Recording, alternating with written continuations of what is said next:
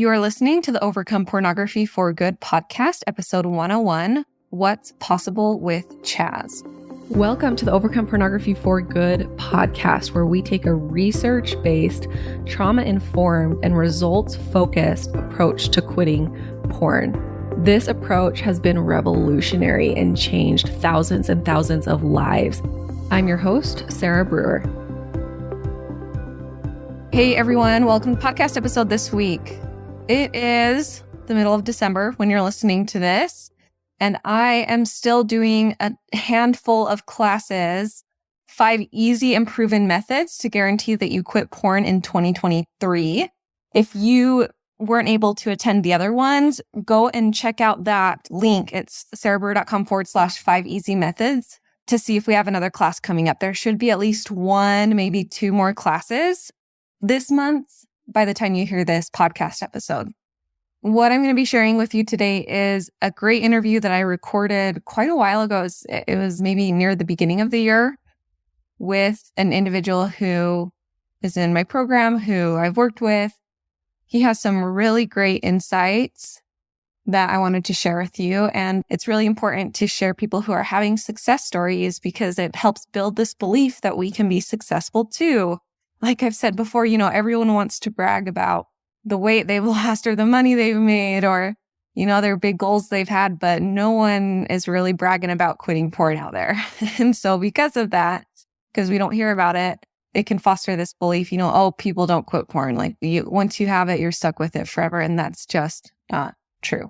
It's just not true. So that's the purpose of these interviews, is to help you see what's possible for you, to listen to these stories and be like, hey, if they can do this, maybe I can too. And this interview is specifically going to be really great for those of you who are religious or come from religious backgrounds. This individual shares his experience with working through porn, learning these skills and making it work within his religion. I do want to mention though that because whenever I do share stories like these and they're like religion specific, the program and my approach is very inclusive. That is one of my values. One of my big values is that we are inclusive of people with all types of beliefs and backgrounds. We are inclusive of, whether you want to quit porn cold turkey or you just want to cut back on your porn use. We don't put our morality onto other people, and we don't have other people do that in the program or in coaching calls. You'll find that we're pretty nuanced in our views, and our goal is to be inclusive, not just inclusive of religions, inclusive of sexual orientation, inclusive all the ways that we can be. And I actually am doing some new trainings starting in March that will help me build a more inclusive based business. So I do just want to throw that in there for those of you who are listening who maybe are not religious or don't identify with this specific type of religion. It applies to everyone and it works for everyone. And there are specific challenges of quitting porn that come with being raised in conservative religion, like you've heard me talk about over and over and over again in the podcast. And we can start to challenge some of those narratives and those paradigms that are harmful and making it difficult for us while continuing to keep our faith, if we want to do that. Okay, so enjoy this interview. One last thing I want to say. This is really important, so listen up. The price of Overcome Pornography for Good, which is my lifetime access coaching program, is going up at the end of the year. And so January 1st, the price is going up.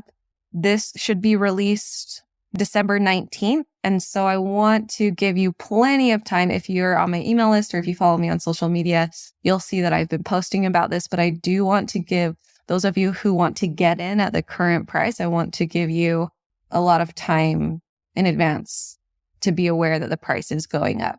And so remember, this is lifetime access. Once you're in for life. We work with you until you quit. If you sign up for a payment plan, that payment plan will stay the same. And so the payment plan won't go up at the beginning of the year. Or if you pay in full, just pay that one time in full, and then you have access to it forever. Even after the price increase, you also will get access to all the things we're going to be adding next year. So next year, we're going to be adding more marriage call and relationship help. We're going to be adding some extra specific coaching calls around the milestones, more workshops, lots of good stuff. So you get access to all of that and any updates that happen in the future once you join. For those of you that have had it on your mind, I want to make sure that you know ahead of time that the price is going to be going up January 1st. So it's a great time to get in before the end of the year if you're planning on it.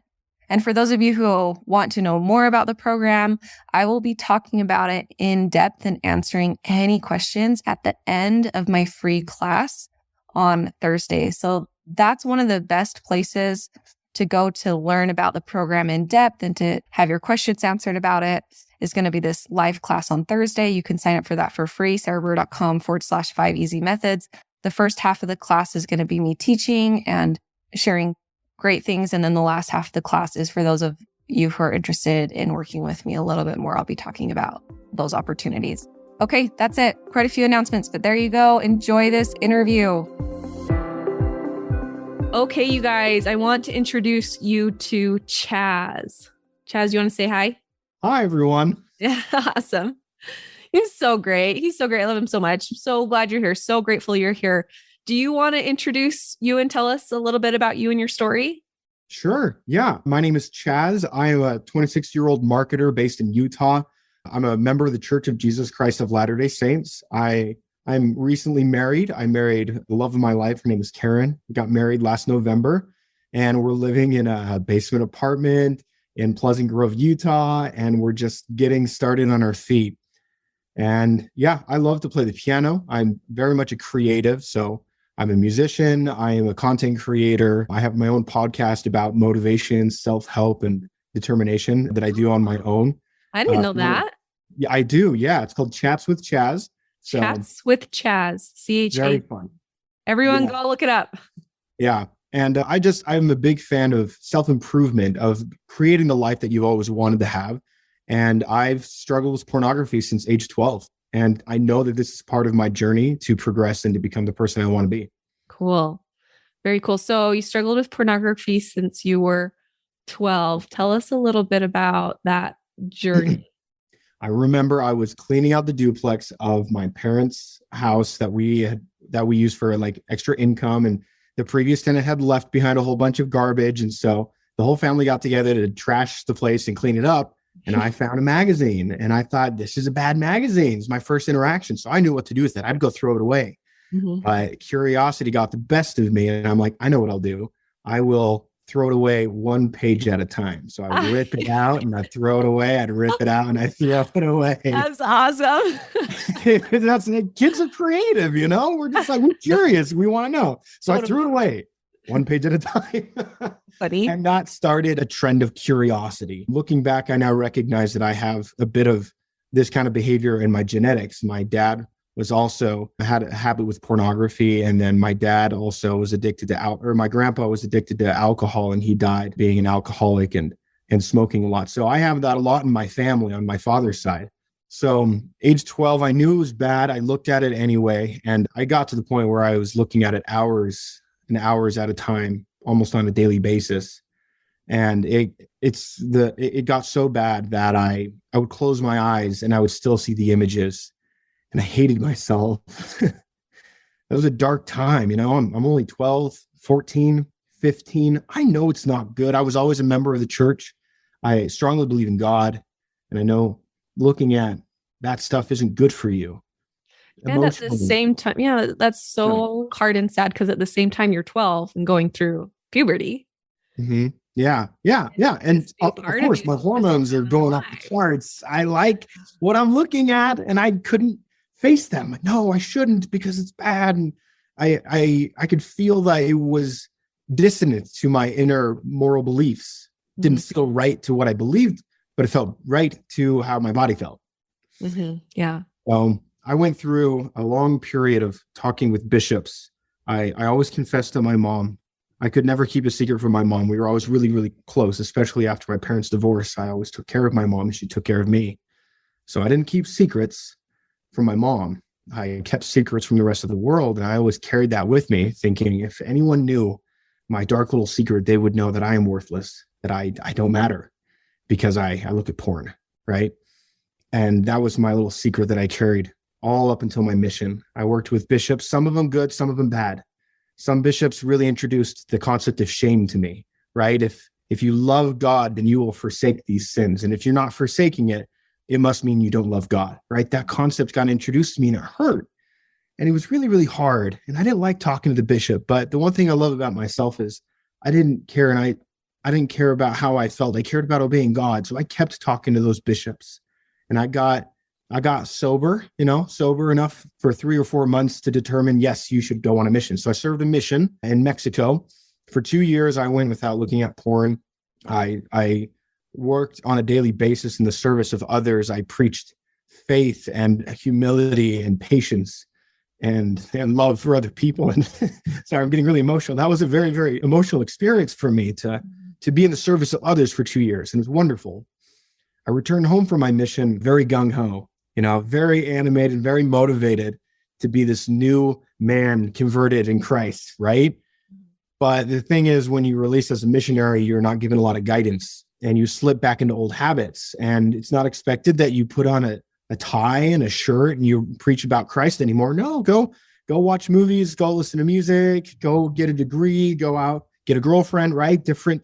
It's a different lifestyle. And I slipped back into pornography because you know what? Life is hard. Mm-hmm. I faced a lot of self-criticism. I was still afraid of my dirty little secret. And I started looking at pornography again, and that shame compounded. I'm like, that transition is so difficult from being a missionary to coming home. In fact, I don't know if you know this, but that's how I started coaching. I started coaching return missionaries.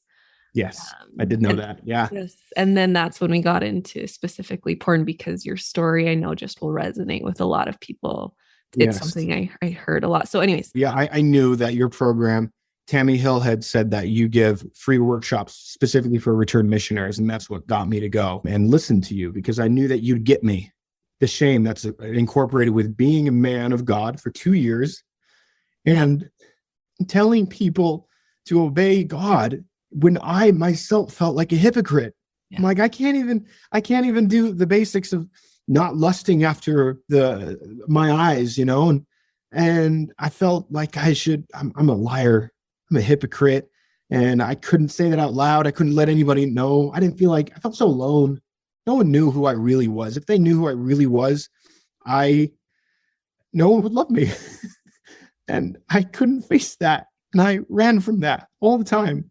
So I buffered, that I ran away and I coped with that shame, with that self-loathing a lot. Video games, overeating, more porn, take your pick. I would always jump from one to the other. I wasn't a total degenerate. I read my scriptures. I loved other people. I'm active in my church. I go to church every single week.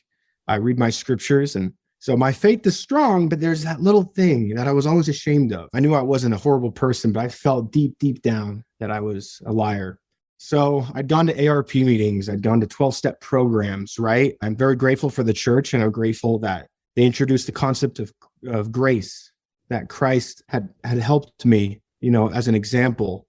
Jesus Christ saved me enough to send me on a mission. He saved me enough to introduce me, to teach me about revelation, where I believe that a higher being gives me thoughts in my mind and feelings in my heart to do what is right, which led me to these programs, which led me to self-help, which led me to this program, to your program now. I do believe my Savior, Jesus Christ, has directed me and hasn't given up on me, and I haven't given up on myself. Unfortunately, at the time, those 12-step programs were cutting it for me.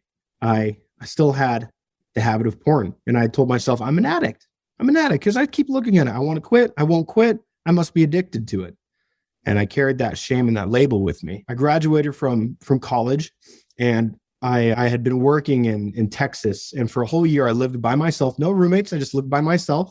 And that was probably the worst year of my life, because although it looked like I was great, I had a full-time job. I was actually living above the garage of my dad's garage. So I didn't have to pay rent. So that saved me a ton of money. But with that money, I bought video games, I bought food. I was totally unsupervised. So my porn usage went up, and I was lonely. I felt like a fake. I didn't relate to any people in my community. I went to a church, a congregation that is primarily young single adults. So technically I was surrounded by people like me, and I just didn't feel like I belonged. I was very sad. And I ended up moving from Texas back to Utah because I wanted more dating prospects. And I did. I ended up meeting my now wife, Karen, and I can't keep a secret from those that I love. I learned that from my mom. So when I started dating, I told Karen I struggled with pornography, and she accepted me. She loved me, and she didn't shame me. And that's why I love her. And at the time, she introduced me to Tammy Hill, and she's fantastic, a marriage and family therapist at BYU.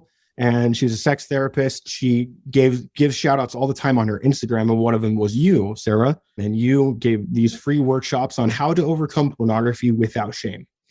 And I'm like, that's exactly what I'm looking for. Yes, I would love to overcome porn after all these years. 26 years old, started at age 12. And knowing I needed to get rid of all this, I wanted to be the man I want to be, a man of God. Man of principle, honest, true, when you look at me and you see me the way I act, I am the way I act. There's no lie. There's no hypocrisy. I want people to know this is me and I'm worth something. So I said, yes, if it's a free workshop, I'm there. Let's do it. I hopped on, very skeptical, obviously, because nothing's worked until now. And I'm like, it couldn't hurt to learn. So I learned. And you gave some really great concepts that were new to me. And it made sense. It was right. A couple of specifics were the pendulum theory. And this will relate to a lot of people. You have two options. You can either willpower. Most people call it white knuckling it. And you don't look at porn. Don't look at porn. Oh, but I really want to, until you're exhausted. And you're like, you know what? Just give in. Fine. And then you binge and you look at it and you feel awful, right? And you're like, I shouldn't do it. All right, I'm back on the grind. I'm not going to do it. And you swing the other way and you go for a long time. And I just felt trapped. And you introduced me to this idea. There's a third option. Let the pendulum swing to a standstill. And then you taught me about Pavlov's dogs, right? Where we trained them to salivate the sound of a bell. But what most people don't know is that he also deconditioned them. Ring the bell and don't give the treat. Allow that natural neurological response to swing to a standstill. And you can then decondition your mind. I related to that, especially when you said that missionaries who go on missions, that's not deconditioning. That's simply not ringing a bell. We just hid that bell in the closet for 2 years, right? That's not recovery. And that resonated with me. And I said, yes, absolutely. And then I discovered you had a podcast, free podcast. I'm like, what? Let's learn more. And I just started listening. And you taught me these concepts that were revolutionary. And that's when I decided to sign up for your classes, Sarah. So today I went from looking at porn on a weekly basis to a monthly basis, or even more than that. I changed in so many ways. Primarily, I changed my mindset. So a lot of the things that I didn't realize was the negativity that abounded in my own mind. I had a lot of my own issues that contributed to my porn use. One of them being I was always thinking super negatively. And what I mean by that is that I would always visualize all these different scenarios of how I might fail at something. And if I can plan for how I would fail or plan and visualize every negative scenario, then it wouldn't hurt as bad because it wouldn't come as a surprise. Right. But all that negativity just made me afraid, made me buffer, made me want to cope with it. So I would turn to porn. And what you taught me is it's okay to visualize success and you're okay. And you challenged my beliefs. This is something that I believe you've taught in a free podcast, but I would highly encourage people to learn directly from you and your course is the model, right? You introduced the concept that we have thoughts in our minds, which makes us feel things, and our feelings make us act. And our actions create outcomes. And for the longest time, my outcome was stuck in a cyclical loop of I feel bad, I hate myself, I look at porn. I know I shouldn't do that. I hate myself, I feel bad, I look at porn. And I kept getting stuck. But the model freed me from that because, I was feeling bad. And you said, okay, wait, stop. You're feeling bad. But what thoughts are contributing to those feelings? And I would tell you my legitimate thoughts. And you said, okay, but can we challenge those? Is there evidence to the contrary? Is there evidence that you can be free of this? Is there evidence that you've had days without looking at porn? Is there evidence that you have demonstrated grit, determination? Is there evidence that you've shown commitment? And I said, yes to all of that. How does that make you feel? It makes me feel self-confident. What does that make you want to do? It makes me want to keep going. It makes me want to sit with my urges and not act on them, right? For any young man that is listening and they're asking themselves, what's the secret formula for getting out of this loop? It's this program. There's nothing wrong with your desires. You don't love porn. I know you want to quit porn. You just never been taught how. Yes. And Sarah, you teach that. You teach how. You teach the tools necessary in our minds to get out of this cyclical loop. Yes. And that's all people need. Yeah. Yes. And you are such a great example of someone who does the work, and a really, truly great example of what's possible, where you can be. And I just so appreciate your story and you sharing your story, because that's a real place a lot of people are in, which is very hopeless. Yes. And fearful and scared and thinking that there's something wrong with them, and they're addicted and they're never going to be able to change. Yeah. But is that true? No, it's not true. I'm telling you, there's some good programs out there. A lot of them will help you recover from pornography. In my opinion, Sarah's the best. Your program and what you teach is the best. Oh my gosh. Beautiful. Beautiful, Chaz. Thank you so, so much. Really appreciate having you on today. I want to invite you to come and listen to my free class, How to Overcome Pornography for Good Without Using Willpower. We talk about how to stop giving into urges without pure willpower or relying on phone filters so that you can actually stop wanting pornography. We talk about how to stop giving up after a few weeks or months. And spoiler alert, the answer isn't have more willpower. And then lastly, we talk about how to make a life without porn easily sustainable and permanent. If you're trying to quit porn, this class is a game changer. So you can go and sign up at sarahbrewer.com/masterclass, and it is totally free.